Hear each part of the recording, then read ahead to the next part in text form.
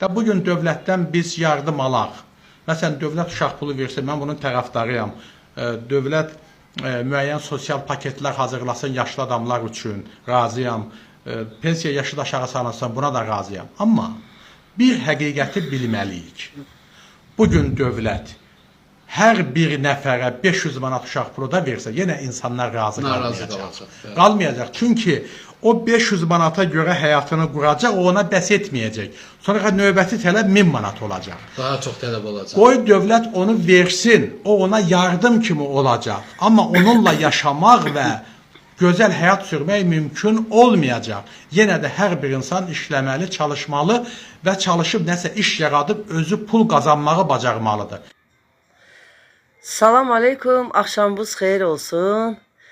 Mənim canlarım, mənim ürəklərim, mənim gözəl bacı və qardaşlarım. Deyir, karvanda eşək az idi.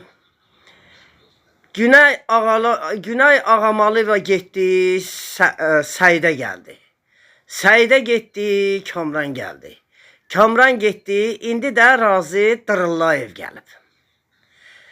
Keçəl baniyə, osurdu Germaniyə.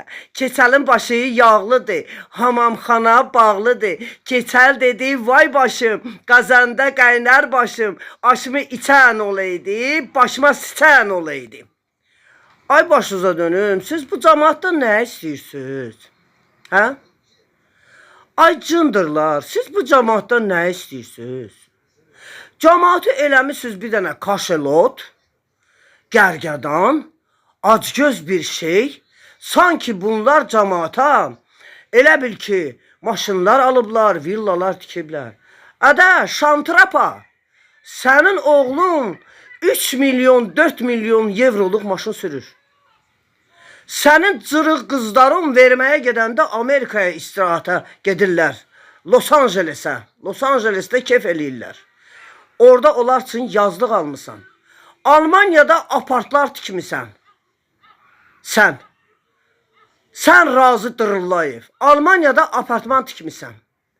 Hamımızın Bakının kətlərində Mərdəkanından tutmuş, Şüvələnindən tutmuş, Binəsindən tutmuş, Novxanısından tutmuş, Primorskuna qədər.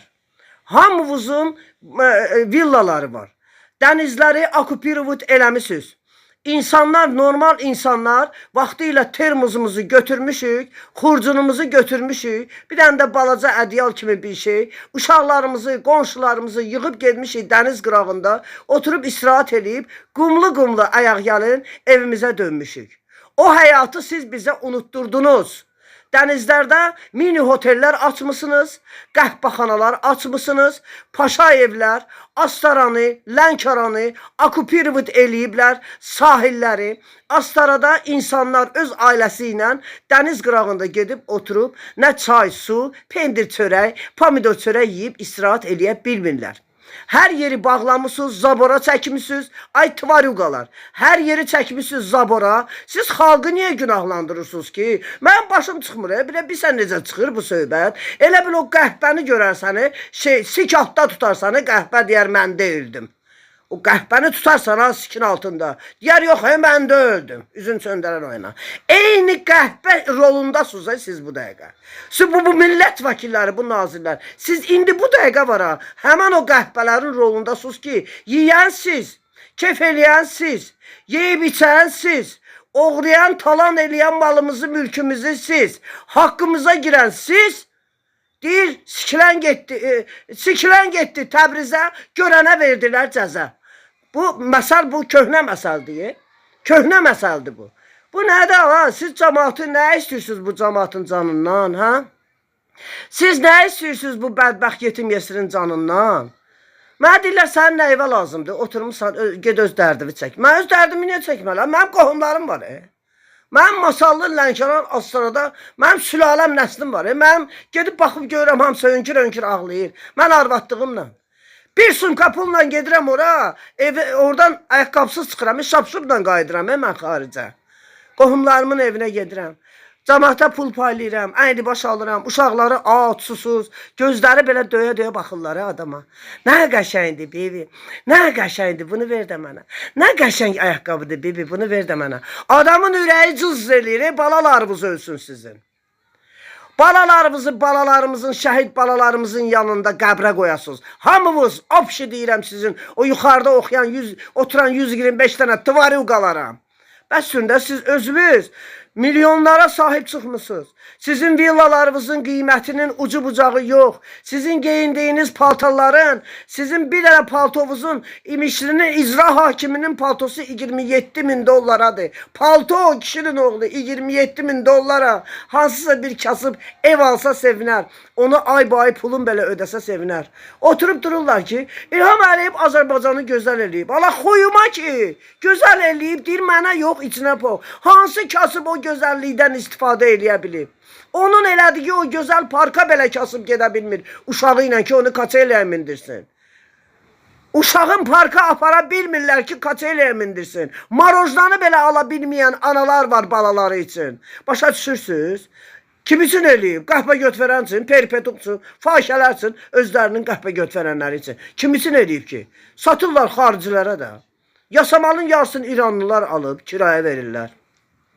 Amerikanlar alıb, Almaniyadan gələnlər, xaricdən gələnlər, hamısı okupirut eləyiblər də. İsrail ki, heç demə. İsraildən gələnlər 1 milyon bəlkə bu dəqiqə cuhudlar var. Cuhudların bu dəqiqə qoca arvadlara Tevrat kitabını verirlər. Qardaşlar, bacılar, mənə diqqətlə qulaq asın. Satılmışlarımız da çoxdur bizim Azərbaycan xalqımızdan. Satılanlarımız da çoxdur. Cuhudların qoca arvadları, mən Bakıda olanda belə bir şey, mən şəxsən özüm şahidi olmuşam. Qoca arvad xələt əynində qapı-qapı gəzir, əlində Tövrat kitabı ilə. Ay ба, что такое это? Это очень хорошая книга. Вы это почитайте, вам это очень будет интересно. Mən ilk kimi qovurdum, dedim, Şuluxa, davay отсюда, şuruy biləcək отсюда. Ты что делаешь? Что ты делаешь dedim. Qapı-qapı gəzir. Onlar əvvəl dini kitabdan başlayırlar. Tövratı öyrənən insanlar bizim Azərbaycanda Bakıda zooparkın yanında cühudlərin məhəlləsi var. Böyük novostroykalar tikiblər. Bir 15-20 il bundan qabaq. Həmən o evlər, o böyük evlərin başlarında sinagog tikiblər. O iri mərtəbəli evlərin yüksəyində sinagoglar tikiblər. Kim ki Tevratı əzbərləyir, eynisini də başımıza 20 il bundan qabaq Vahabilər gətirdi. Kim ki Vahabiliyi qəbul eləyirdi, o da o tərəfdə idi, Çapayev tərəfdə. Keçmiş Qarabağ restoranının, turist qastinsasının yanında, indi o qastinsanı dağıdıblar. Vahabilər də eyni hərəkəti eləyirdi. İnsanlarımızın çoxu getdi, satıldı Vahabilərə. Söhbət dindən getmir. Allah inanmayın, nə Allaha, amma adam olun, nə bilət. Allah neynir sizin kimi tvarüqaları? Nəyinə lazımdır sizin kimi qandonlar ona inansın? İnanmayın heç Allaha. Kitabımız da yazır da bizim kitabımız. Deyir inanmayın mənə.